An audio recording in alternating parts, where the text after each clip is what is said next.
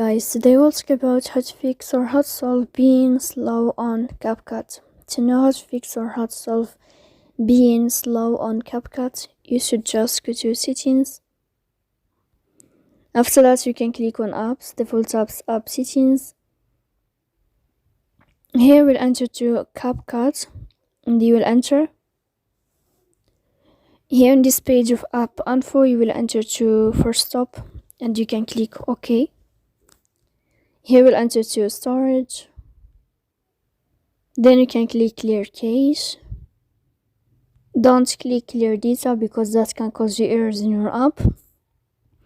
And in the end of all these steps, you can turn off your phone and you can wait a moment to turn on your phone again.